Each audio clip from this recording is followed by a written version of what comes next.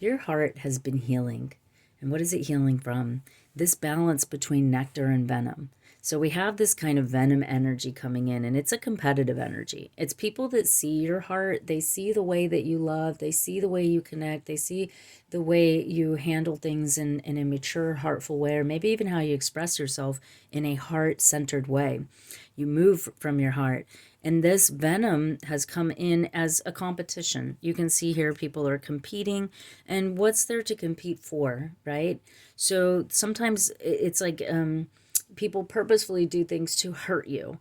A venom is something that is the the important part about this is that the venom is something that, like a snake or a spider or something, will release when they are afraid. A scorpion, whatever, they release this when they are afraid. And that's part of the nectar of this whole situation, is understanding that like things attack when they are afraid themselves. So sometimes when we can see people that put us in this energy, that try to harm us, and they put us in this kind of hurtful energy, that they're just afraid.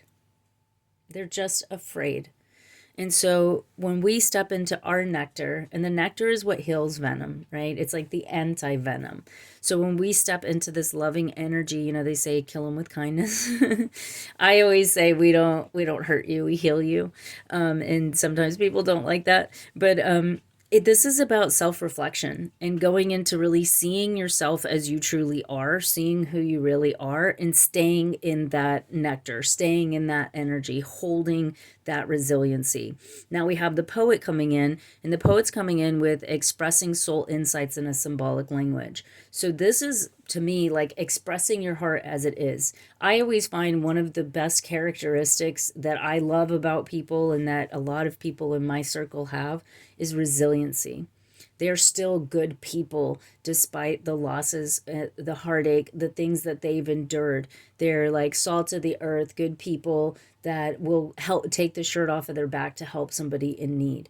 And I think that when you can love in that way, and you can express in that way, and you can be in that light, regardless of this venom, because the venom can, it's coming in as a competitive energy here. And the Five of Swords is always like, people think they're winning by lying to you, but they're not. They're actually the ones losing. Or they think that they're, because you have someone who's winning, you have someone who's upset even though they placed, and then you have someone who's kind of content with like, hey, I did good, I worked hard, whatever, right? This is also people that work and act in a malicious way. Like they don't want to see you happy, or they don't want you to succeed, or they want to knock you down a peg, or, they want to steal from you, or lie to you, or hurt you.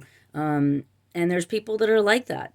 But at the same token, there's people that are the opposite of that. And that's what this energy is coming in with. And something that I have always told my kids is that you get to choose who you want to be. Do you want to be this person that goes your whole life in your ego, competing and lying and trying to manipulate to get what you want? Or do you want to be this person who has, like, everybody can smell the nectar of a flower? They say the bee knows where to find the nectar. And so the flower doesn't go chasing after the bee. It's not trying to manipulate the bee to come and land on it and do all this crazy stuff. It's just there, and it just slowly opens and unfolds, and it witnesses itself, and it's witnessing its process, and it's deeply involved in that. And that's what brings wisdom. That's what brings miraculous healing. And this vibration of self-love is the foundation for all love. And if we're going to grow and expand in love, we're going to face these kind of things. Now, ironically, I always find poetry, just like all art, to be that balance of like this energy of like the grotesque and the beautiful. The same way that like blues music, there's like these sad undertones and these hurtful experiences, but then it brings this like beautiful art, or this beautiful poetry, or this thing that you overcome. And so that's what's coming through in this energy this morning. And so I encourage you, as part of your healing process, to go in and look at these types of situations. Now, they're going to be different for everybody because this is a collective reading, but look at these types of situations where you've been, put in some sort of false competition. I always say you can't compete where you can't compare. So I personally feel like I just keep working on me. I keep looking at me. I don't put a lot of energy in competing with other people because I want to be authentically myself. I feel like we're all like our thumbprints. We all have our unique medicine. We all have our unique purpose. And there really is no, that the idea of competition is false. It's ego. It's not, it's illusion, and that the more that we focus on ourself and our purpose and our path and improving ourselves, the more that we are building this nectar. And when we step into an ego energy of like competing and wanting to win and who cares who we hurt to get there, then we're stepping into this vibration. And this energy, people can sense venom. People can sense, like, that's why people are afraid of snakes, even if they're, harmless. You know what I mean? That's why people are afraid of frogs, because snakes and frogs are typically venomous. They're poisonous, spiders. Like, why do people have this, like, exaggerated fear of these creatures? Like, some of them are harmless. But it's because we can sense the danger. There's an instinct in us. And so when you want to connect and you want to bring connection of the heart, then you have to learn how to dispel this and how to discern when people have this, because they will hurt you. And or if you don't clear this from your heart, it's going to block these beautiful blessings, the wisdom, the self-love, the healing. Because, when your heart has been stung with venom and you're holding on to that, it hurts you. It blocks you from even seeing yourself. If you're believing the lies, if you're holding on to it. And that's why forgiveness is so important. So right now you're being asked to be in a forgiving space, not just forgiving another person for the acts that they've committed against you, but yourself, to forgive yourself. Sometimes we trust people. Sometimes we look back and we're like, man, I was so foolish, But I want you to understand that part of that resiliency is not losing the innocence. Sometimes we can look back and go, man, I was so naive. I was so stupid. I was so foolish for trusting this person or believing that they were this when they were that. But there was an innocence with it, and we don't want to lose the innocence. We want to take that innocence with us, because innocence is part of having a pure heart.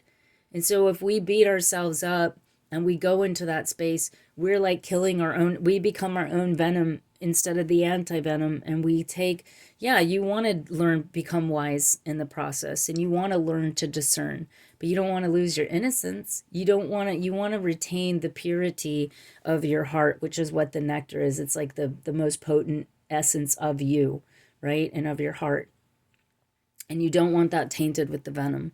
So you have to come in with a forgiveness energy and really taking your time to look at it. Sometimes we go into this vibration of like, I just want to get it over with. I'm getting with this energy too, that it's like, I just want to fast forward to the part where it doesn't hurt anymore. Where it's like some healing takes a long time to recover. Let's say you have a heart surgery. You're not going to heal overnight. It's going to be a process. And in that process, like, tissues have to form. You have to get back on your feet. You have to start running again. Like, it's a whole process. So sometimes we want to fast forward to the good part, but we really have to kind of sit and work with the self-love and work with the wisdom and the discernment that needs to be attained in these processes. And a lot of times we just skip over it. And unfortunately, that's why we keep repeating it. If you don't get the venom out, it's going to be in your blood. It's going to be in your heart space somehow, because blood circulates back around, right? So when it comes back around, it's going to continue to harm you again. And so the only way to have the purity that you're looking for is to go into a slow process of viewing, of looking, of discerning. And some of it is looking at your part, because people do victimize us. It happens. Like, people get victimized. It's not a victim mentality, but people do victimize you. And you want to look at not through a venomous lens, but through a loving lens of how could I have communicated differently? How could I have protected myself? How can I do all that while still retaining my nectar, my innocence, my purity? my compassion, my empathy, because we want to retain those things. It's like a very delicate surgery where we want to go in and remove the things that are harmful while keeping the things that we need to heal, to continue on, the vital life essence, right? So it's interesting how it came in with the venom and the nectar being this can kill you or harm you very deeply, and this can heal you and give you the life essence that you need. So there's still a lot of energy here that I want to contemplate on. But with the miraculous card coming in, I feel like whatever has happened here, whatever process, you're now moving through to get this beautiful poetic energy. And you know how like the poetry itself can be your life. Like art is life, you know, like there could be this beautiful unfoldment that takes place from something that was really harmful to you. You know what I mean? Like, I don't know, like sometimes people get hurt and then they go to the doctor or something, and then the doctor ends up being like somebody, you know, it's like one of those situations where, you know, one thing leads to another and we don't see it, but we kind of have to go through this in order to get to that. And that in itself is like poetic. And I think that however this is unfolding for you, because this is a collective reading, is going to be very beautiful and extremely healing. And I love the opposites here and the vibration of duality coming in to bring the heart to its true essence. This has been your healing. This is your reading. If it resonates, please like it. If you feel like this message could help somebody else, share it. Subscribe to the channel if you want to keep up with the rest of the healings and readings that come up. Thank you so much for allowing me to share this message with you and to be in this space. I really appreciate it, and I wish you well through this healing process. If you have any questions, feel free to comment. And if you want to share some of your story with us or some of your wisdom, please do so. It always helps the channel. Thank you, and have a wonderful day.